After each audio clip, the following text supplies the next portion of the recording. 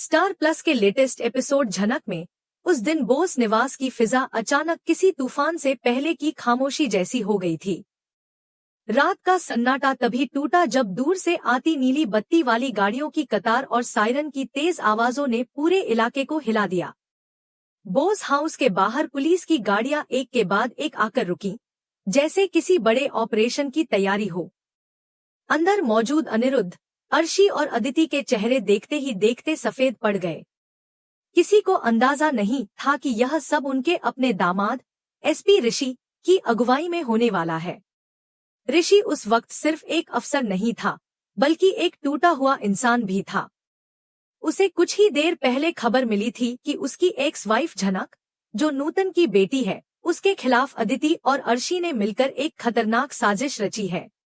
झनक को शहर छोड़ने पर मजबूर किया जा रहा है और उसके साथ कुछ बहुत गलत होने वाला है। यही खबर ऋषि के अंदर के इंसान को कुचलते हुए वर्दी वाले अफसर को जगा चुकी थी। आज उसके लिए रिश्ते, मर्यादा और लिहाज सब पीछे छूट चुके थे। जैसे ही ऋषि की जीप मुख्य दरवाजे पर रुकी, हथियारबंद सिपाही फुर्ती से बाहर निकले और पूरे घर को चारों तरफ से घेर लिया। अनिरुद्ध घबराहट में बाहर आया, लेकिन अपने ही दामाद को इस रौद्र रूप में देखकर उसके पैर लड़खड़ा गए। पीछे से अर्शी चिल्लाई कि आखिर एक दामाद अपने ससुर के घर पुलिस कैसे ला सकता है, लेकिन ऋषि ने उसकी तरफ देखा तक नहीं। उसकी आंखों में सिर्फ झनक के साथ हुए अन्याय की आग जल रही थी। कड़क आवाज में ऋषि ने कांस्टेबल्स को आदेश दिया कि घर का कोना कोना छाना जाए और किसी को भी बाहर जाने की इजाजत न दी जाए। यह सुनते ही अदिति की हालत खराब हो गई। उसे हमेशा लगता था कि पत्नी होने के नाते ऋषि उसे हर बार माफ कर देगा, लेकिन आज उसके सामने सिर्फ कानून का चेहरा खड़ा था। अनिरुद्ध ने ऋषि का हाथ पकड़कर उसे रोकने की कोशिश की और कहा कि घर के मामले सड़क पर नहीं लाए जाते। ऋषि ने झटके से हाथ छुड़ाते हुए साफ कहा कि जब कानून चलता है, तब रिश्ते पीछे छूट जाते हैं। ऋषि ने सबके सामने ऐलान किया कि अदिति ने झनक को किडनैप करने की कोशिश की है और इसके ठोस सबूत उसके पास मौजूद हैं। उसने यह भी बताया कि अर्शी इस पूरी साजिश में अपनी बेटी के साथ शामिल थी। कॉल रिकॉर्डिंग्स तक पुलिस के हाथ लग चुकी थी, जिनमें अदिति झनक को जान से मारने की धमकी दे रही थी। ऋषि ने उंगली उठाकर अदिति की तरफ इशारा किया और कहा कि झनक के सुरक्षित मिलने तक वह इस घर से बाहर कदम नहीं रखेगी। अदिति को हाउस अरेस्ट में रखा जाएगा। जब अर्शी ने अपनी हैसियत का हवाला देकर विरोध किया, तो ऋषि ने दो टूक शब्दों में चेतावनी दी कि कानून की नजर में कोई बड़ा नाम नहीं होता। एक शब्द और बोला तो जेल तय है।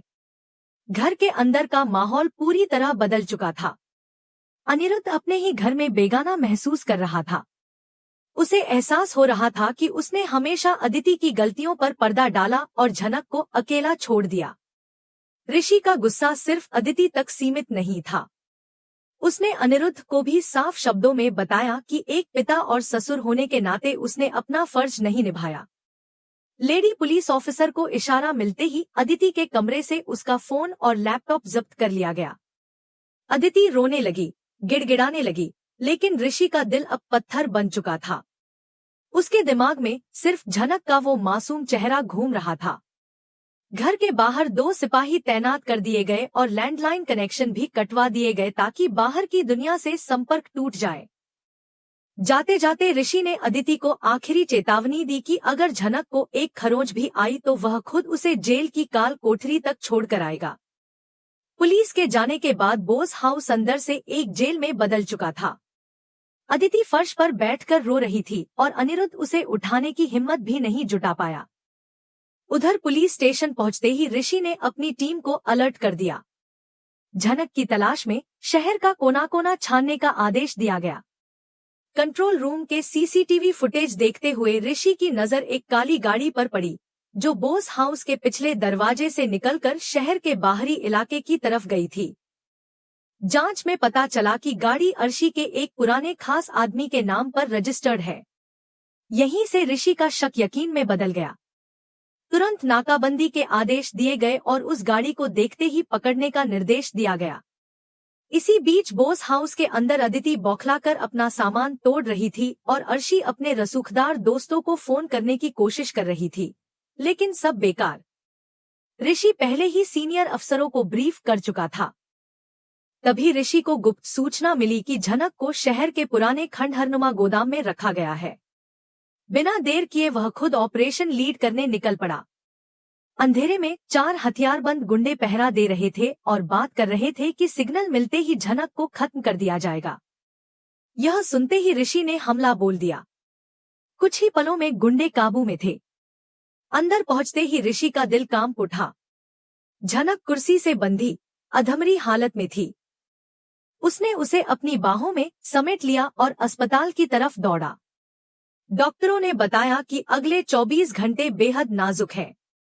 आईसीयू के बाहर खड़ा ऋषि खुद को कोस रहा था।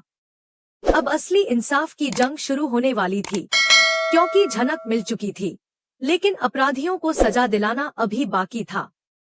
ऋषि के मोबाइल से पुलिस हेडक्वार्टर को भेजा गया संदेश बोस परिवार के लिए आखिरी कील साबित हुआ। उसने साफ शब्दों में आदेश दिया था कि अब अर्शी और अदिति की कस्टडी घर के भीतर नहीं, बल्कि सीधे पुलिस थाने के लॉकअप में होगी। कुछ ही देर में बोस निवास के बाहर एक बार फिर पुलिस की गाड़ियां सायरन बजाती हुई आकर रुकीं, लेकिन इस बार माहौल पहले से कहीं ज्यादा सख्त और बेरहम था। यह साफ था कि अब किसी तरह की रियायत नहीं मिलने वाली। लेडी कांस्टेबल सीधा अदिति के कमरे तक पहुंची। दरवाजा लात मारकर खोला गया और अदिति को बाल पकड़कर बाहर घसीटा गया। अदिति चीखती चिल्लाती रही कि वह एक एसपी की पत्नी है, उसे कोई हाथ नहीं लगा सकता, लेकिन उसके शब्द हवा में ही रह गए। एक महिला पुलिसकर्मी ने उसे जोरदार तमाचा जड़ा और 2 टूक कहा कि आज वह किसी अफसर की पत्नी नहीं, बल्कि एक अपराधी है। यह सुनकर अदिति की आवाज वहीं थम गई। उधर अर्शी ने बीच बचाव करने की कोशिश की और पुलिस को अपनी पहुंच और रसूख की धमकी देने लगी। तभी लेडी इंस्पेक्टर ने अर्शी के सामने गिरफ्तारी का वारंट लहरा दिया, जिसमें हत्या की साजिश और अपहरण जैसे संगीन आरोप दर्ज थे। अर्शी का चेहरा पीला पड़ गया। उसे अब भी उम्मीद थी कि अनिरुद्ध कोई रास्ता निकाल लेगा, लेकिन अनिरुद्ध सोफे पर बैठा टूट चुका था। उसकी आंखों से आंसू बह रहे थे। उसे लग रहा था जैसे आज उसकी पूरी जिंदगी उसके सामने कटघरे में खड़ी हो गई हो। जिस नूतन को उसने कभी धोखा दिया था, आज उसी की बेटी के साथ हुए अन्याय की सजा उसकी अपनी बेटी और पत्नी भुगत रही थी। अर्शी ने अनिरुद्ध को झकझोर कर कुछ करने को कहा, लेकिन अनिरुद्ध ने भारी आवाज में बस इतना ही कहा कि जो बोया है वही काटना पड़ता है। कुछ ही देर में अदिति और अर्शी को जबरदस्ती पुलिस वैन में बैठाया गया। पूरे मोहल्ले के सामने उनकी बेइज्जती हुई। जो अर्शी कभी अकड़ के साथ चलती थी, आज हथकड़ियां पहने सिर झुकाए खड़ी थी। अदिति भी सिसकती हुई अपनी मां का सहारा ढूंढ रही थी, लेकिन अब कोई सहारा बाकी नहीं था। थाने पहुंचते ही ऋषि पहले से मौजूद था। उसने अपनी वर्दी की बेल्ट ढीली की और मेज पर रखे उन सभी सबूतों को देखा, जो इन दोनों को सलाखों के पीछे भेजने के लिए काफी थे। उसके चेहरे पर ना गुस्से का शोर था और ना दर्द का प्रदर्शन, बल्कि एक खामोश सख्ती थी। उसने आदेश दिया कि अदिति को इंट्रोगेशन रूम में ले जाया जाए और अर्शी को लॉकअप में बंद किया जाए। जब ऋषि अदिति के सामने बैठा तो वहां पति पत्नी का रिश्ता नहीं था। सामने सिर्फ कानून का रखवाला और एक अपराधी थी। ऋषि ने मेज पर झनक की वो तस्वीरें फेंकी जिनमें उसके शरीर पर जख्मों के निशान साफ नजर आ रहे थे। भारी आवाज में उसने पूछा कि आखिर कोई इंसान इतना गिर कैसे सकता है। अदिति ने पहले रोने का नाटक किया, खुद को बेगुनाह साबित करने की कोशिश की, लेकिन जैसे ही ऋषि ने वह ऑडियो क्लिप चला दी जिसमें वह गुंडों को झनक का चेहरा बिगाड़ने की सुपारी दे रही थी, अदिति की हालत खराब हो गई। उसके शब्द गले में अटक गए। ऋषि ने बिना किसी नरमी के कहा कि उसने सिर्फ एक पत्नी होने का हक नहीं खोया, बल्कि इंसान कहलाने का भी अधिकार गवा दिया है। उसने साफ कर दिया कि वह अदालत में खुद अदिति के खिलाफ गवाही देगा और उसे उम्रकैद दिलाने के लिए हर हद तक जाएगा। उधर लॉकअप में बंद अर्शी चीख रही थी कि यह सब एक साजिश है।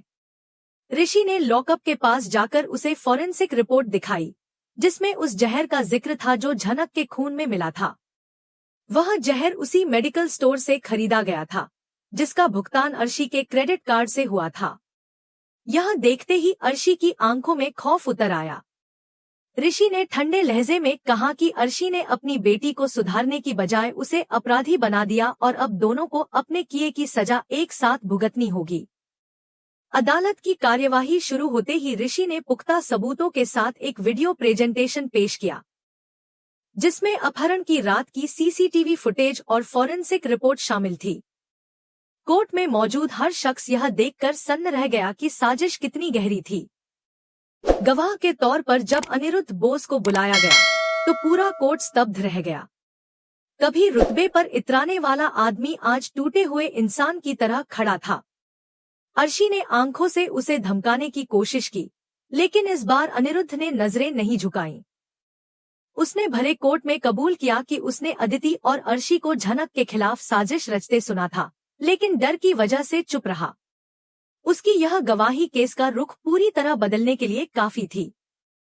अदिति कोर्ट में चीखने लगी और अपने पिता को गद्दार कहने लगी, लेकिन ऋषि ने उसे सख्त चेतावनी दी कि यह कोर्ट है, घर नहीं। आखिरी कोशिश में अदिति ने शादी का वास्ता दिया और कहा कि कोई पति अपनी पत्नी के खिलाफ गवाही नहीं दे सकता। जवाब में ऋषि ने तलाक के कागजात निकालकर मेज पर रख दिए और कहा कि जिस पल उसने झनक पर हाथ उठाया उसी पल यह रिश्ता खत्म हो गया था। झनक ने भी अदालत में अपने साथ हुए अत्याचारों की कहानी सुनाई। उसकी आपबीती सुनकर हर आंख नम हो गई। फैसले के वक्त अर्शी और अदिति के पैर कांप रहे थे। जज ने अर्शी को हत्या की साजिश के लिए 10 साल और अदिति को अपहरण व हत्या के प्रयास के लिए 7 साल की सजा सुनाई। हथकड़ियां लगते ही अदिति बेहोश होकर गिर पड़ी। कोर्ट के बाहर ऋषि झनक का हाथ थामे उसे गाड़ी तक ले जा रहा था। अनिरुद्ध दूर खड़ा सब देख रहा था। झनक ने खिड़की से बाहर देखा और महसूस किया कि आज उसकी मां नूतन की आत्मा को सच्ची शांति मिली है। ऋषि ने यह साबित कर दिया था कि कानून रिश्तों से ऊपर होता है और इंसाफ आखिरकार जीतता है।